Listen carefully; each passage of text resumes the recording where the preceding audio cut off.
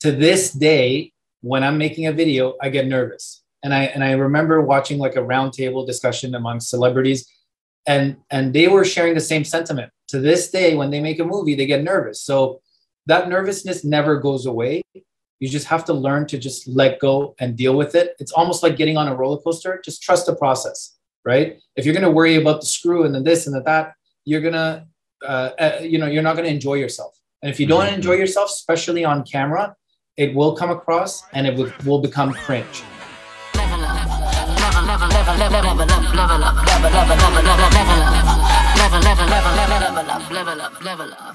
Hello, everybody. Welcome to this special live episode with Kash. I didn't even ask you how to pronounce your last name. I'm hoping it's Alavi, but it is Alavi. Yes. Yay. So Kash is with us. I think a lot of you guys know who he is. You've probably seen him on social media. He's one of our colleagues in real estate, but we've obviously enjoyed a lot of the video content he's been making over the last several years. So welcome, Kash. Thanks for joining us. Thank you so much for having me. Looking forward to it. We're excited. Yeah. Yes. So why don't we dive in? Why don't you just give us a little bit of background, like when you started and kind of where you're at now? Yeah, I'll give you a bit. So we came from Europe back when I was around 10 years old. And we've had some, hard upbringings and changing countries and having to restart fresh a couple times. When we came to Canada and my parents divorced. And so that was like the next challenge in my life. And I went to live with my mom. I have 3 other siblings, which they're all sisters. And I lived with my mom, my little sister. My dad was living with my 2 older sisters. And then when I wanted to go to high school, I moved in with my dad, and we didn't really have much space. It was like a 2-bedroom apartment. And I used to break dance at the time, and I had a few hobbies. And so like I used to harass my dad. I'm like, why don't we have a house? All my friends have a house, they have a backyard, they have a garage, they could do these things, and I can't. So he was like, get a job and we'll buy a house. And so then that's kind of what happened. So I got really lucky at the age of 16. We were going to French school at the time. So they had a big demand of this agency. I got hired with Bell, started making good money at the time with no financial commitments. And I saved every bit of cash I had. And I brought it back to my dad. I think it was close to 10 grand at the time. And I'm like, here's my cash. And I think that motivated him and my sister at the time. So we kind of pooled our money, bought a house in Baby Village. And it started all from there. And then my dad was like, you still have to like give me a portion of the mortgage every month. And I'm like, I wasn't planning on that because I got to go to school. So I had the idea of like, let me renovate the basement and rent it out. And he was like encouraging me. He's like, yeah, go do it. And I went to Home Depot for a couple of their Saturday classes, just learning how to frame and this and that. Anyways, so I did that. I rented the basement, started making money off that. I started paying off the mortgage. And it really motivated me to learn more about real estate, learn more about rental properties, learn more about the whole business side of it. And I was really like on a roll at that point. I'm like, I want to buy another house. I want to do the same thing, which we did. We like bought another house a year or 2 later, and we did the same thing. And then we flipped a couple homes, so on and so forth. So that got me really interested in real estate. But at the time, I was still working at Bell and kind of increasing in the ranks and getting promoted while going to school. And, eventually they closed down the department I was in almost 10 years later. And I had luckily started my real estate courses right before that. And so I decided there was a sign for me to go straight into it. That's awesome. Mm-hmm. That's awesome. And you know what? It's such a benefit. Like you've lived doing the things.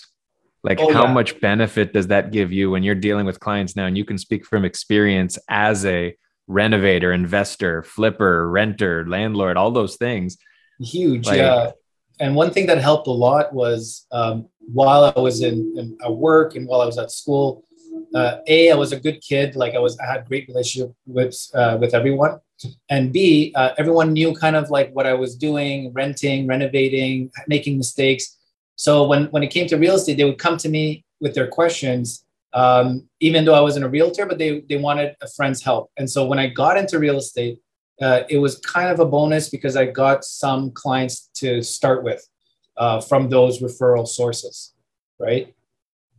Yeah, no, that's great. And everybody says, start with your sphere, but because you had that background knowledge and everybody trusted you already, that just gave you that step ahead. So that's really great. Exactly. Yeah. So I know everybody wants to kind of hear about your journey with video because there's so many engaging videos that you have. In terms of getting started with video, when did you start up on that journey into getting into creating the videos? So my dad was always like a video guy, and he would have like those 8mm cameras back in Iran, and he would make some movies or films and home videos. So when we were growing up and, going country to country, we didn't have much, but whatever he could, he would always get us a camera. I'd fiddle around with it. He'd always encourage me to make videos, and I would make like stop motion videos with Lego, or I would make like funny music videos, for the family to laugh at. It was like, my audience was like 5-6 members, and that was it. And it was really cool, like getting their reaction, and they would like crack up. I'd be like, I have a new video I made, and they'd all like sit down at the couch, and like I'd put in the cassette, and then seeing their reactions, laughing, like cracking up, was just like, it felt like so good, right? That was like Instagram before Instagram even existed. It was like 5 likes in the room, I like it. And so I think that's what like planted the seed and the passion for like getting a reaction out of people with something that I created. And then when social media, like fast forward years later, when I'm in the business, I realized, I could do this, but I had some reservations, because I'm like, I love the funny stuff. I just love to laugh. I feel like that's the best medicine anyone can, give themselves. And it's also universal. Like everyone laughs. Doesn't matter if your cultural background, your income level, your class, whatever it is. We can all kind of share the same laughs. And so I'm like, I can use that to my ability to stand out and get recognized. However, it was tricky because, some of the jokes and stuff like that, it could be seen as not in line with being a professional, right? And it was like that at the beginning, but I think now with social media kind of evolving, it's becoming more of a norm. And even like big companies like Coca-Cola, Nike, they're utilizing the same strategies, and like, laughter or emotional, reaction is always great to get that client or the audience to remember you, right? Mm-hmm. So out of the gate, did you go with humor right from the beginning with your videos, or were you kind of mixing it up because of a nervousness about the professionalism? So yes, but I kept it within a kind of a frame of like, I have to remain professional. So out of the gate, the first video I made, and I made sure I hired someone professional. Like I really wanted to see what I looked like on camera. So I did the one with when my car breaks down, I got to go for a showing, and I trade in my glasses and my watch for a girl's bike, and I like race over to the listing, and then that's the first video I made. And that kind of encouraged me, because then I got really good feedback from it. People were like, "Whoa, what is this?" Because it was very professionally done too, and it looked like a legit commercial. And then I saw myself in that light, and I was like, you know what, I could do this. Yeah. It's amazing. And so have you always done your videos with a professional videographer, or mixing it up a little bit? No. So the first one was just very important for me, because I'm like, if I make my own video and it doesn't look exactly how I wanted it, I didn't want to discourage myself. So I made sure the first one I did professionally, to see what the process was like as well. Like I learned a lot from that process. For a lot of your followers or people watching, I'm sure they want to also get into video making, or at least start making content. So I don't mind sharing all of those hurdles that I've had to go through. And I'll start with, when you get a professional to walk you through it, they give you kind of the timeline and how things have to kind of go. First, you start with an idea, then you kind of break down the idea into a shot list of kind of like which shots you want to able to capture that idea and communicate it to the audience, and then how to organize it. Because the production also, like if you're making skit comedy or like any skits, it's not just a stale shot. You need to have a certain day, a certain location, certain weather, maybe actors or people to want to be involved. So there's a lot more that goes into it, props, so on and so forth. And it all helps very much when you have, like a structure and you have something to go by. So idea, shot list, and then what the props are, the days and the locations helped a lot. It helped a lot for me to kind of how to go about it. Mm-hmm.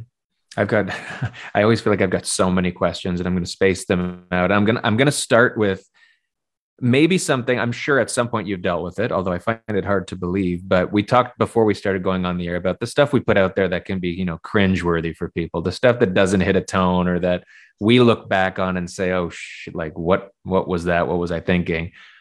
I'm suspecting at least one of the videos you've put out there, you've looked at and been like, oh my God, like what was I thinking? Tons, not just one.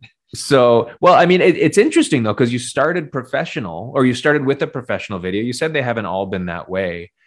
For people out there who are getting started, and I mean, the nerves of getting started seems to be what really gets people, that like, I don't know how I'm going to look. What if it's terrible? What do you say to them about not only how to deal with if it is, because it will be, like we tell people, you're going to make a crappy video, but like, what do you say to them about doing it? The best thing to say to them, so for everyone who's watching, to this day, when I'm making a video, I get nervous. And I remember watching like a roundtable discussion among celebrities, and they were sharing the same sentiment. To this day, when they make a movie, they get nervous. So that nervousness never goes away. You just have to learn to just let go and deal with it. It's almost like getting on a roller coaster. Just trust the process, right? If you're going to worry about the screw and the this and the that, you're going to, you're not going to enjoy yourself. And if you don't enjoy yourself, especially on camera, it will come across and it will become cringe. So you really have to let go. The second thing is like, there's tons of videos that I've made that I didn't like personally, that I put up there regardless. At first, I would really hold them back. Later on, like even to this day, like if I make a video, I see it's half decent, like put it on there. I may not like it, but like we're just discussing before we went live, certain videos I don't like, some people love, and certain videos other people love that others don't like. So you can't please everybody. And I think the most important thing is stay true to yourself. If it's a reflection of who you are, a reflection of how you feel or the opinions that you have, don't be scared of sharing it. And the great thing about social media is that if someone doesn't like you, they can just unfollow. It's that easy. If someone does like you, they will follow you. And then you're building a following of people who are really encouraging you, which then fuels your fire to do even more, right? So that's great advice. That's such great advice, because there's sometimes where I put out a video and then I get no reaction at first, and like you're tempted just to take it down. So how do you, like, when you do put out a video, I mean, I think sometimes it's hard. I know for myself, it's very hard if you don't get any sort of reaction at all. Like you're obviously doing it to get some sort of reaction. So what's your mentality when you post a video? Do you just kind of post it and then kind of move on with your day? Yeah, so you can't get overconsumed with the likes and the comments. It's great feedback. And this as a side note, is very important. You don't get fake followers. And people don't realize the damage they're doing to their own account. Why? Because if you get a bunch of fake followers, you're not getting real feedback on your content. You can never improve yourself. You're getting a bunch of bots that will encourage you regardless of what you're putting out there. So one thing is the feedback is great, the comments, the likes, but it's not the end all. The great news when it comes to content making, the great news is that people only remember like your last 2-3 videos, unless you really left the mark there. Like if you're on the streets wearing heels and a wig, they'll remember that a little bit longer, but usually people will kind of forget. So if you made something really cringe, don't worry about it, because you make another one and another one and another one, and people actually forget the ones they didn't like. If it didn't impact them in a way, they'll forget about it. If it did impact them, they'll remember, and that's what you want. You want to impact them, whether good or bad. You want to engage them in, and get their emotions going, because that will, get the engagement. So when you're building videos and when you're putting them out there, and whether you're storyboarding them all or not, is your goal more consistent, regular posting, or is it making sure that you've got the right big idea at the right time and you'll just put them out when it's appropriate? So I have a ton of ideas. The one challenge I have is managing the business. I have a very small team. Managing the business and family life. Video takes a lot of time, right? It could very well be a full-time job in itself. That's why it's very important to leverage it and have the right people to help you with it. Unfortunately, if you're someone like me who's a bit more passionate about your ideas and more creative, it's hard to let go of that aspect. I've hired people here and there, and I've ended up like taking it back for myself. Like I want my ideas, and I want for me to do the shot list, and I want me to edit it because I know what I have the vision. It would be much easier if I leveraged it and gave it to someone else. So going back to your question, is consistency is very important, but unfortunately, I'm not a role model to look at when it comes for that because I'm not very consistent. And that's really the ultimate goal, is to find a way to become more consistent. But obviously, business and family is first. Health is first. So the content stuff, I could get organized a little bit better, like maybe bulking it. The only issue is that when you're doing like skits and you need the props, you need the locations, you need the actors, whatever, it's hard to do like 10 videos in one day with different clothes and then put them out consistently.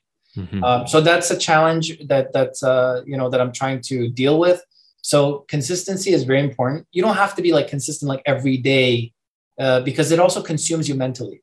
If you get too involved in social media, it could also diminish your creativity because you're not only posting, you're also looking at what other people are doing. And we're all humans. So it's very easy to get caught up in, oh, this person did this. I should have had that idea. And like, I wish I did this. Oh, they got 400 likes. Why did I get only 100? You got to forget about all that stuff because like I always say, this is a great advice for everyone out there. If our lives are like a book, we're all in a different chapter on a different page. We can't compare my page to your page, right? So if you're doing really good at something, whether it's social media or business, as long as you're progressively working to bettering yourself in whatever you want to get better in, whatever your goal is, you shouldn't be comparing yourself to someone else because you don't know what their journey is. You don't know how far they've traveled to get to that page. So that's the thing with social media. There's a lot of comparing. And that's where you get lost. That's where the content starts to, your personality kind of starts to diminish because you're now trying to copy others or get inspiration from others, right? Sorry, I'm all over the place. I have a bit of ADHD. I hope that answered your question. That's bang on advice, though. That's just like, it applies to every aspect of our business. Like you were saying, it's not just social media, but social media has perpetuated that issue for people quite a bit. Because it shows us, in most cases, the best of everyone else, right? Mm-hmm. People don't want to show us the behind. For the most part, people don't want to open up about their 100%. Journey or their faults. Which is funny because if you think about it, and if you really pay attention to those who are doing really well on social media, a lot of the ones that put their vulnerabilities out there and don't polish their content as much, they end up getting more engagement, more followers, and better traffic because people are not stupid. They know everyone polishes their posts. But when you have someone who shows their true self and doesn't polish it as much, like putting myself out there with some of the videos that I've made, it shows a side of me that, hey, I'm willing to make fun of myself. I'm just a human being like you.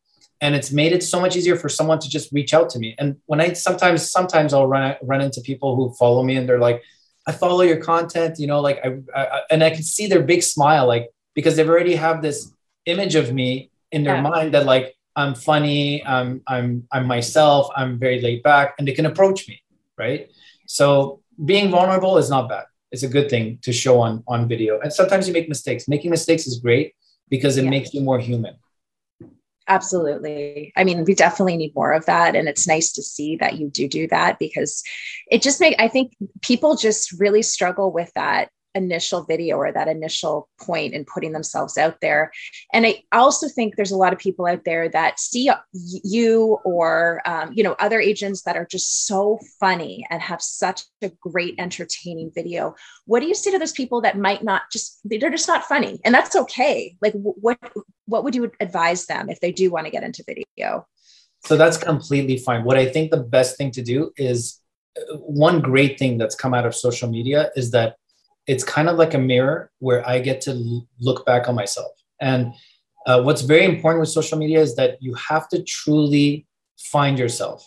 And when I say find yourself, is you have to know who you are. Are you funny? Are you analytical? Are you someone who has a lot of knowledge that you want to share? Are you good at something?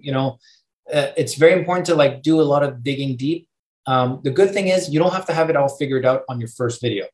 The great thing is just make videos of things that you're passionate about. And it doesn't have, if you're a real estate agent, you could do real estate, but real estate is such a broad industry. It could be 1,001 other things connected to it. Like you could talk about neighborhoods and restaurants. That has to do with real estate because that's, the best restaurants in an area, for example, or renovation tips or like do-it-yourself kind of videos. And that's also related to real estate because you can tie it back in and say, this is how you can improve the value of your home yourself. So it doesn't have to be funny as long as it's genuine, right? As long as you don't take a concept from someone else and try to copy it. If someone tried to make my videos, like copy the exact, it may not come out the same.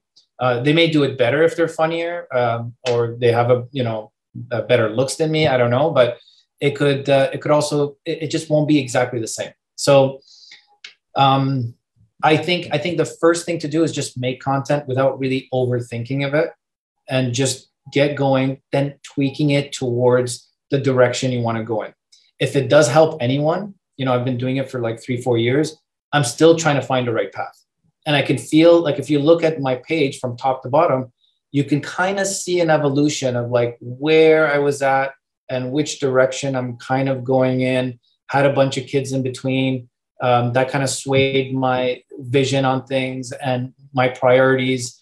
And so like social media is like a train you get on and it kind of takes you on this journey. And the more content you make, the more that journey will be specific or that it'll be clear, right? It hones in. Yeah. And I think you're right. Like when someone just puts something out there without relying on copying or trying to do what they've seen, that allows them to be like, that's when you're authentic. You're not authentic. Like by definition, when you're doing something somebody else did, maybe you like the idea and you can deliver it in your own way, but it's a lot harder to be yourself when you're trying to be somebody else, right? Like, and that's important too, because it's tough to get ideas. So it's okay to like look at videos and get ideas from those videos.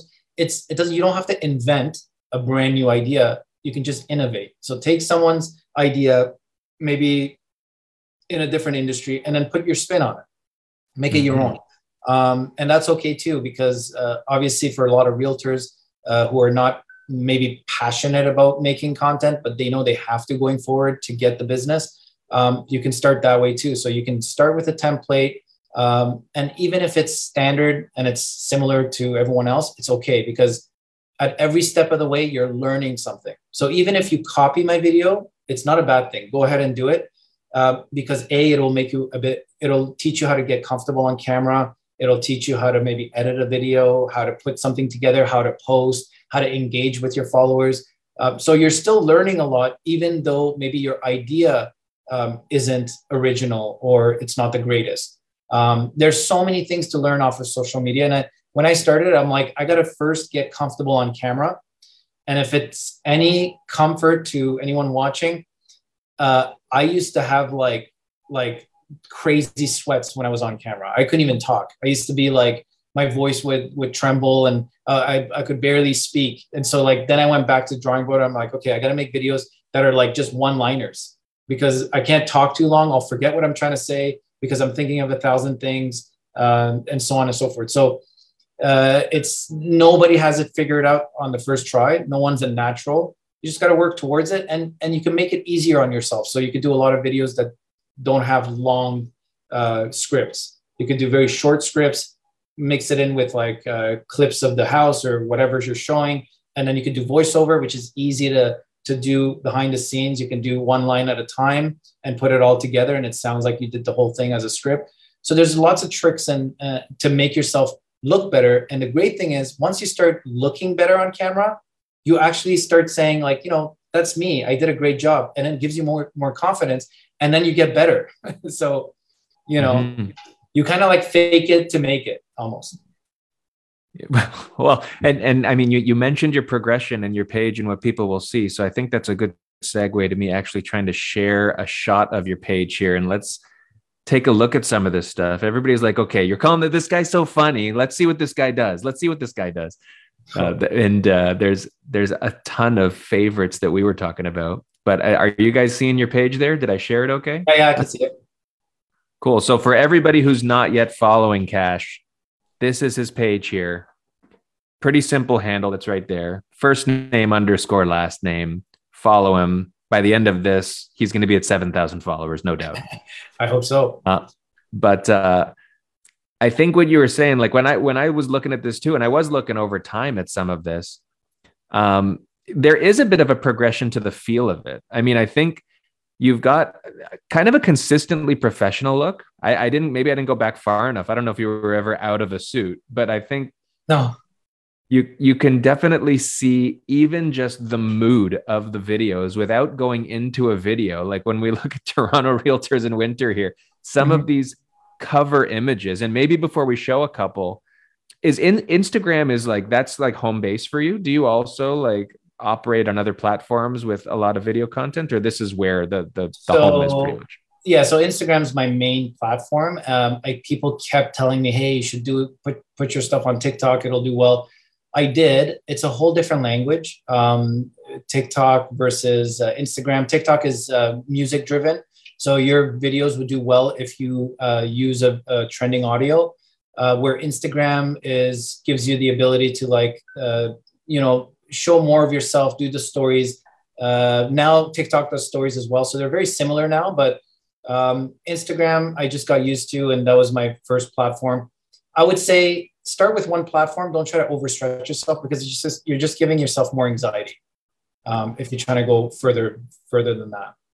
Yeah. And then the suit thing, because you mentioned, is there any videos of me not in a suit? There's actually a backstory, because I went to Catholic school and it was a uniform. And at first I didn't like it, but I quickly realized that like being in a uniform was the greatest thing that's ever happened to me. It cut down my bills on like shopping for clothes. I really started to feel comfortable in a suit, with the tie. Sometimes I would sleep over at my friend's house, wake up the next day, go back to school, and no one would know because it's the uniform. So it did me really well in school. And then like when I got into business, it was just comfortable. It was like, it just fit. So it was hard to take the suit. The one thing that I did do recently, if you've noticed, I've shed the tie. I used to have like the whole 9 yards, but I realized over the last little bit, like the whole suit thing is starting to be associated with like Bay Street, Wall Street, the banking execs, salesmen. It has like a little bit of a bad, people don't trust those salesmen that are always like in a suit and a tie. So to kind of be able to connect with people a bit easier, I shed the tie at least. And I don't really have too much of a sense of style, but my stylist guy who helps me buy my clothes, he kind of gives me a bit of tip of what to buy and what not to buy. So that's the history behind my outfits. That's so interesting. And like looking at, and I mean, I know views aren't the be all and end all, but you're definitely like, you're consistent. Like there's definitely some that have gone like viral, but overall, like they all seem to be getting a really consistent viewership. Do you take that feedback and kind of make, for future videos, or do you just kind of put out whatever you want and just kind of I just put out whatever I want, whenever I want. Yeah. What I noticed though, if you look at the viewership, like the views, if you're consistent with your videos, Instagram will notice that, and then they'll start to share it a bit further. If you stop for a while and then you start again. Like if you look at my recent videos, they're like back to like 10,000. At the peak, I was hitting like, I have one video that's like 250,000 views. I have like 58,000, 60. There's like 110,000 views. So like when I was consistent, I was hitting thereabouts. And then if you go kind of dry for a while, because like I'll take like a month off with the kids and I really want to unplug. My time with the kids, being with family, unplugged and with my full attention on them is very important to me, because that's something I'm not going to get back. I can always make videos later on, but having my kids at this stage of their lives and giving them my full attention is very important. That one Valentine video, my wife didn't like at all. She was like, "Ew, it's kind of like creepy." Which one's that? It's the one with the girl like that's licking the. Oh, the up there. Yeah, you go up a bit more. Go up a bit. Right above right the there. dog. Yeah. Okay. Yeah. Did we watch it? I didn't like that one. She said, and I was like, you know what? It is what it is. Like those who know me, they know I'm not a creep. Like, but it was just an idea, and I just tossed it up. Yeah. That's okay. So well, we've got to watch a these. couple. Which one do we want to watch? The Creepster one, or should we? Let them see the Creepster one. Why not? Okay. I want to make sure. I'm assuming the sound is going to come through here, but just like wave your hand if it's not working. But so here we go. You have to press the volume at the bottom. Oh yeah, there we go. Oh yeah.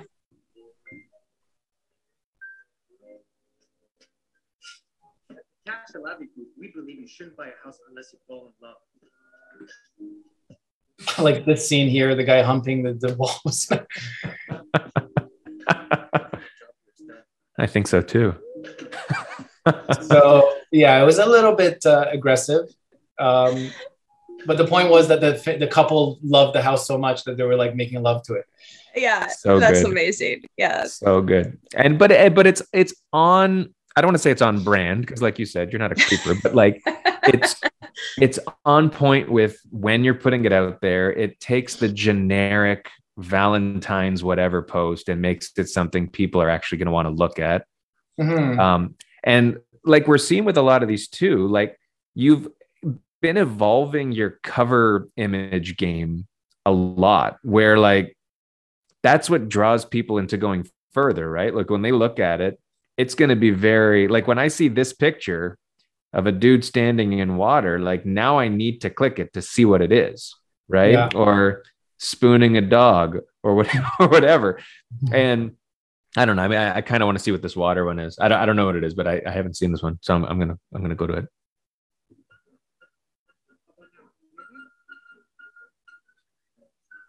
It was a Canada Day post.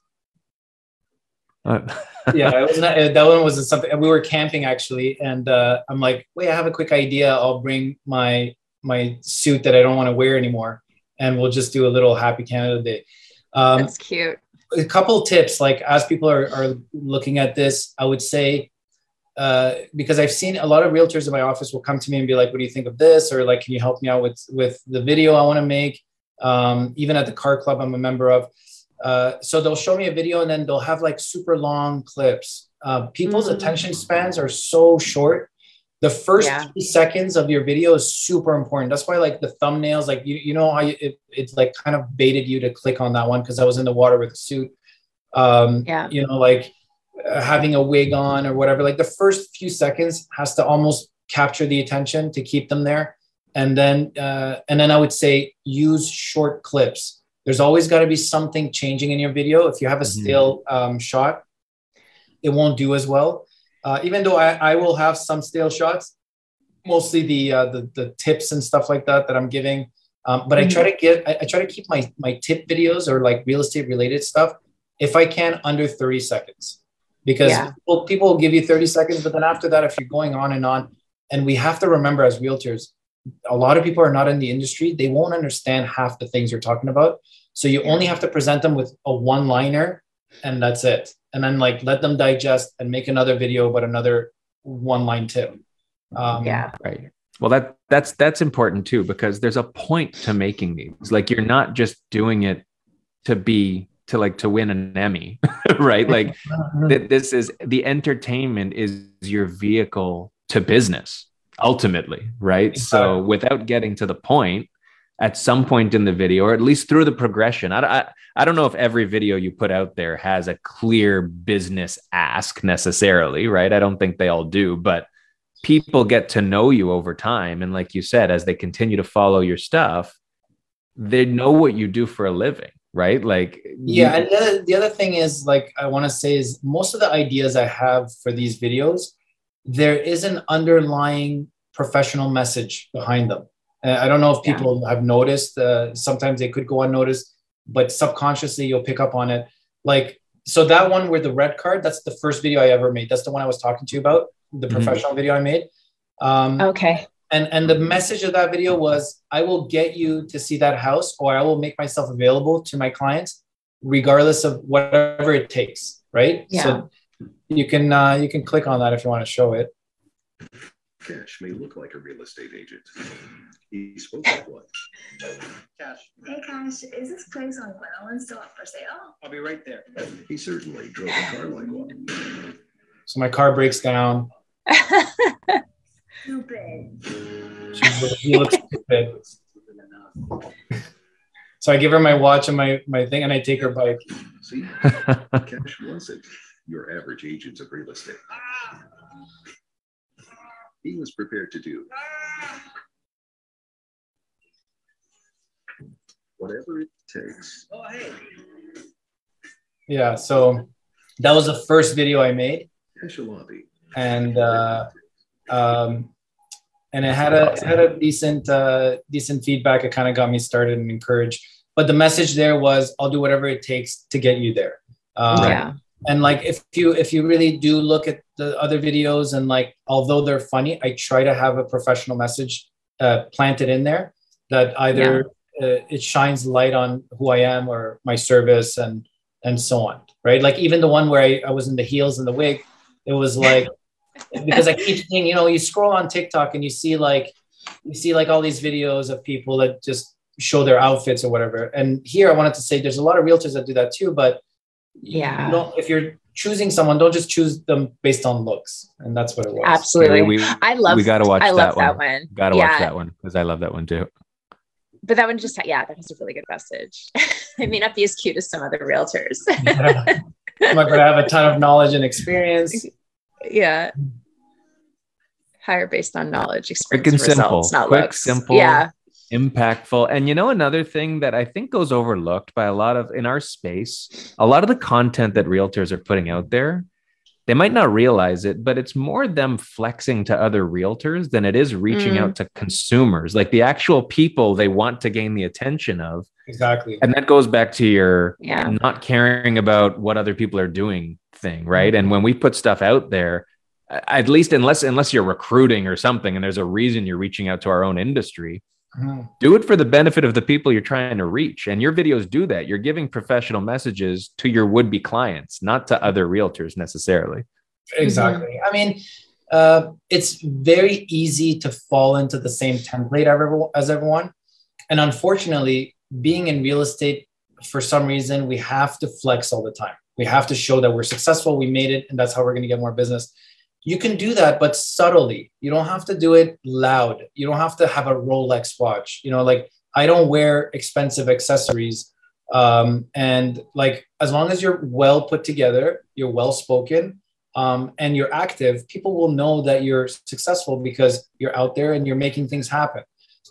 You don't have to have a Rolex. Like sometimes I'll watch like these realtors and it's like a shot of like a Ferrari, and it's like 90% of the time is the Ferrari and like the slow motion, the coming out with the glasses. And it's like, is this like a modeling video? And then there's like a small clip of the video of the house. That's completely fine. Like it may connect with other people that are like obsessed about cars. Like it could work for you. So there's no one way of doing it, but in a sea of realtors that have like the same type of videos, it becomes an easier task to stand out because all you got to do is not do that. Right? Yes. Yeah, exactly. No, I mean, so good. And like for you right now, what portion of your business does come from your videos, from people watching them? That's a great question because the first like 2 years, I didn't get anything. And there's a good pattern. message. Good to know. there's a pattern, but 2021, I did almost 200,000 just from social media. Wow. Which was a big chunk of my, leads from online. But a good thing to, I was going to say something. I'll use some of my own experiences, like things that I have gone through or done, to come up with ideas as well, like funny stories that I'll remember, funny clients, like the one where I dressed as an Arab guy at a wedding. That actually has a lot of truth to it. Like growing up, we went to a Catholic school and there was a lot of Egyptians in our school. And a lot of them turned out to be doctors and pharmacists and stuff. And I'll visit their church every so often. And I'll get a lot of business from that community because many of them don't want to give it to their close family and friends kind of thing.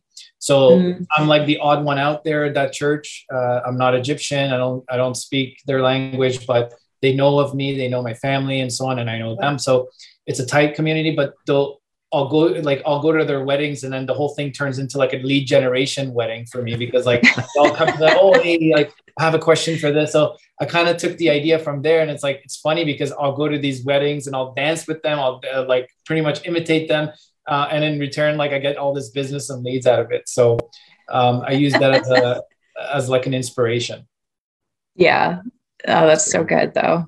Yeah, no, I mean, it just shows who you are. And that makes, I would imagine that makes even the people that come through that might not know you already, they already know you because they've seen all of these great videos and they know exactly what to expect when they meet you. So it's just such a much more natural and organic way to get your business. You're not like being that sleazy salesperson trying to sell people. Yeah.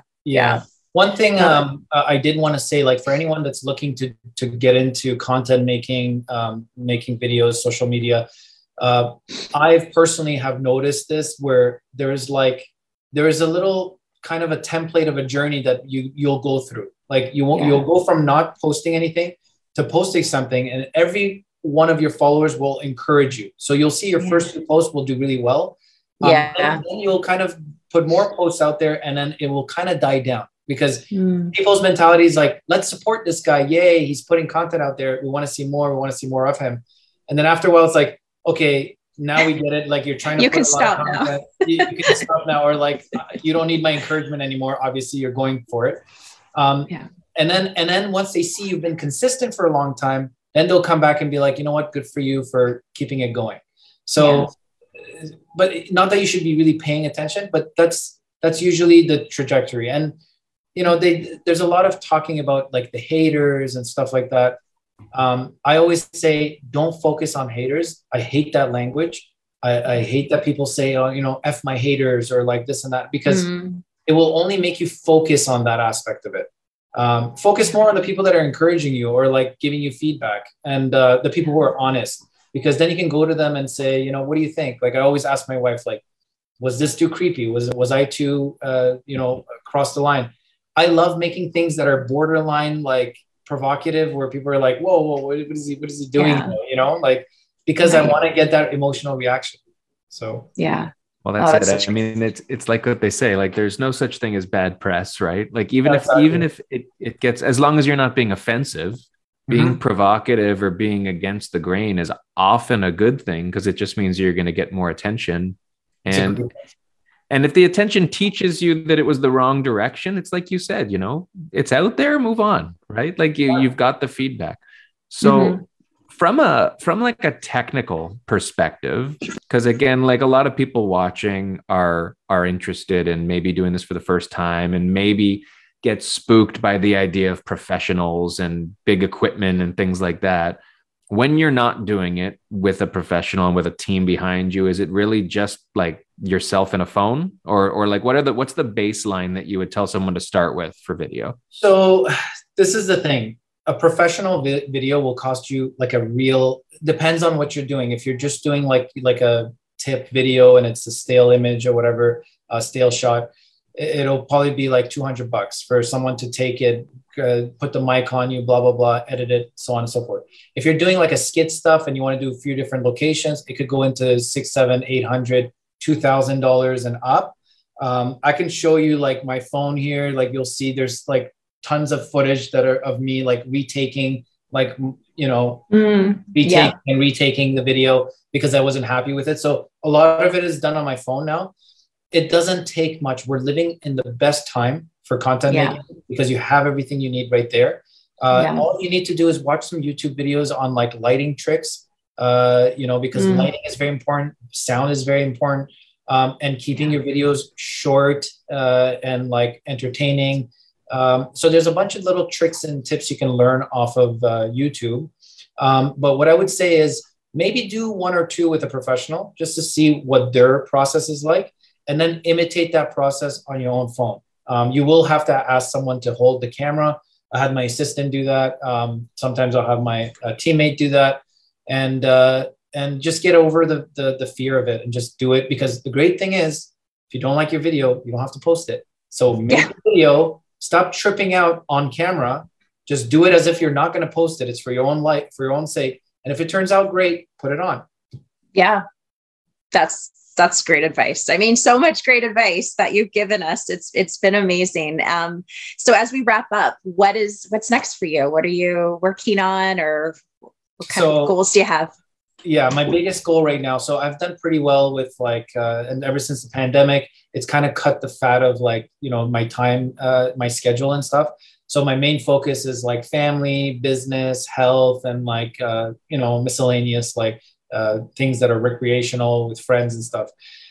Going forward, because I have so many kids, I really want to do more things that will put me in more of a leadership, coaching roles, helping others, you know, and to be a better role model for my kids, because the skills that I'll acquire there are interchangeable, like between how I manage the household, how I coach my kids on, you know, their personalities or whatever, and also coach people professionally as well. So I feel like that's what I want to do over the next few years. Obviously continue in real estate, but maybe down the line, move more towards marketing or content making or something like that. So we'll see what the future holds. That's exciting. It's such a great goal. And I could see it totally working for you. And I think as our industry evolves like into more video and marketing and that kind of thing, that kind of service or your advice would be very, very valuable. So that's exciting. People just want someone to hold their hands and like tell them, hey, I've gone through it. You can do it too. Exactly. Mm-hmm. Yeah. Right on. So everybody, because Kash is probably going to be your coach in the next 6 months. If you're not, once again, I'm going to tell you again, follow him on Instagram, Kash_Alavi, go to his website. I don't know if you want them to go to your website, but it's your name also. So it's easy to remember. So yeah, they could. I mean, this is what the industry is all about. It's people who are open and willing to collaborate and help one another. That's why we were so thrilled to have you on with us today. This is what makes the industry a better place. And really, I mean, anybody who's listening or watching and has whatever opinions about the real estate industry, forget about the 0.002% of people who aren't collaborative and think about all the people who are helping each other succeed. Kash is right at the forefront of that. We thank you for joining us today. 100%. And the last bit of thing I want to tell everyone, if you're a realtor, you're struggling with something, shoot me a DM. I'm not the greatest at getting back right away, but I will eventually. And I'm a completely open book. A lot of the guys here at the office, they come to me, whatever question it is, whether it's family, whether it's video, you know, I'm always willing to help. Amazing. That's awesome. So take them up on that advice, because I probably will. You'll be getting DMs from us. Yeah. This has been super awesome. I know I talked a lot. No, that's the point. People want to hear you. They don't want to hear us. So it's awesome. Perfect. I really, really appreciate it. I wish you guys all best of luck. If there's ever a speaking possibility at your brokerage, you guys are doing a fantastic job. Yeah. I'd love to come out there and check you guys out. Cool. That's awesome. Love to have you. Yeah, perfect. Thanks so much, Kash. Have a great day and a great weekend. You too. Bye. Take care. Bye. Bye.